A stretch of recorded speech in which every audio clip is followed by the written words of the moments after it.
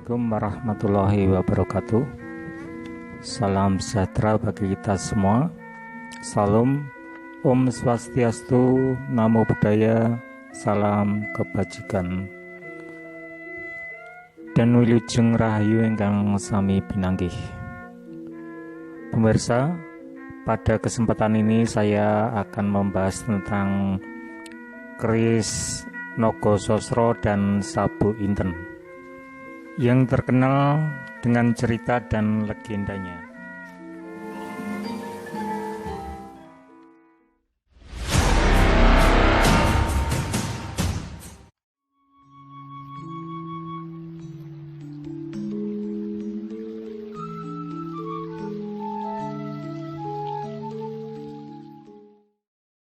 Pemirsa, inilah bentuk dari keris Nogososro. Pada bagian gandik diukir dengan bentuk kepala naga yang bermahkota. Sedangkan badannya digambarkan dengan sisik yang halus mengikuti luk pada tengah bilah sampai ke ujung keris. Pada keris ada keruingan, ripandan, dan greneng. Sebagian besar bilahnya diberi kinatah emas yang dirancang sang empu ketika akan membuat keris tersebut. Bagian yang akan dipasang emas diberi alur khusus untuk tempat pemasangan emas.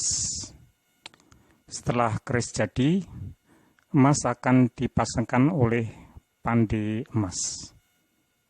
Keris Nogososro ada yang berluk 13, ada yang berluk 11, dan ada yang berluk 9.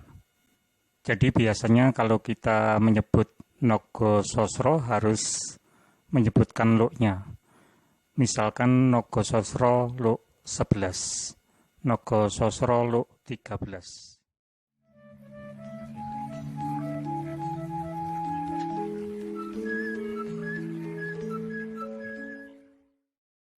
Sedangkan keris Sabu Inten adalah keris yang berluk 11. Kita hitung luknya, luk 1, 2, 3, 4, 5, 6, 7, 8, 9, 10, 11. Pada keris ini ada kembang kacang, lambe gajah, sokokan rangkap, dan greneng. Dua keris tersebut, keris Nogososro dan keris Sabu Inten, adalah pusaka kerajaan Majapahit. Lalu, siapakah yang membuat keris Nogososro dan keris Sabu Inten itu? Ada banyak versi yang menceritakan kedua keris itu. Versi yang pertama, kedua keris itu dibuat oleh Empu Supomandrangi. Namun dalam versi yang lain, keris Sabu Inten sudah ada sejak zaman Kahuripan, yang dibuat oleh Empu Kadang Dewa pada tahun 1045. Nah, saya ceritakan dulu tentang keris Nogososro.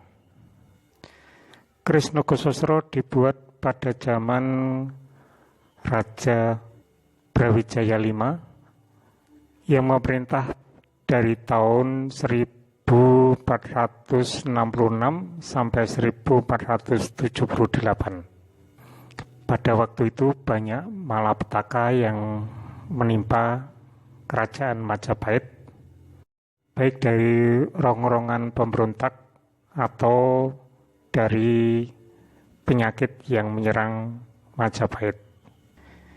Raja Brawijaya V sangat bingung memikirkan keadaan kerajaan dan rakyatnya. Dalam keadaan bingung tersebut ada seorang punggawa yang menyarankan agar raja membuat keris pusaka lagi. Saran itu diterima, kemudian Raja Brawijaya V memanggil Empu keris yang bernama Empu Supomandrangi. Beliau memberi titah kepada Empu Supomandrangi agar membuat keris yang bisa menolak 1000 bala. Akhirnya sang empu menyanggupi dan dia bersemedi memohon petunjuk kepada Yang Maha Kuasa agar titah dari sang raja dapat beliau laksanakan dengan baik. Dan akhirnya sang empu menerima petunjuk dan diberi gambaran keris yang nanti dibuat. Setelah mengumpulkan bahan-bahan keris, dia mulai membuat keris. Menurut cerita babat Tanah Jawa, dia menempa keris di atas gunung berapi. Selain di atas gunung berapi, dia membuat keris juga di lautan. Beliau menempa keris dengan tatakan pahanya sendiri dan dipanaskan dengan tangannya sendiri. Ketika keris panas kemudian dicelupkan ke air laut, maka air laut mendidih seketika. Sehingga kerisnya dia beri nama Segoro Umum. Setelah keris jadi, akhirnya dibawa kepada Raja Brawijaya V, kemudian diserahkan oleh Brawijaya V. Keris itu dinamakan Nogososro. Dengan adanya Nogososro, malapetaka yang ada di Mojopahit yang berupa pemberontakan dan penyakit-penyakit akhirnya perlahan-lahan dapat diatasi. Keris itu pada bagian gadingnya berukir kepala naga, dan pada bilahnya dari pangkal sampai ujung bilah ada sisik yang berjumlah 1000. Itu untuk menggambarkan, sisik-sisik itu untuk menggambarkan bahwa keris itu mampu menangkal 1000 malapetaka atau marah bahaya. Demikian pemirsa cerita tentang keris Nogososro. Ketika kerajaan Majapahit berakhir, pusaka ini akhirnya diboyong ke Kesultanan Demak oleh Raden Patah, yang akhirnya menjadi pusaka dari Kesultanan Demak. Pada masa pemerintahan Sultan Trenggono atau Sultan yang ketiga di Kesultanan Demak, keris ini pernah hilang. Peristiwa hilangnya keris Nogososro Sapu Inten ini kemudian dinovelkan oleh Esa Mintarja dengan novel yang berjudul Keris Nogososro dan Sapu Inten yang sangat terkenal hingga sekarang. Demikian pemirsa tentang keris Nogososro Sapu Inten, baik sejarah maupun legendanya. Tentu saja penjelasan saya masih banyak yang kurang. Maka dari itu saya mohon maaf yang sebesar-besarnya. Terima kasih atas perhatiannya.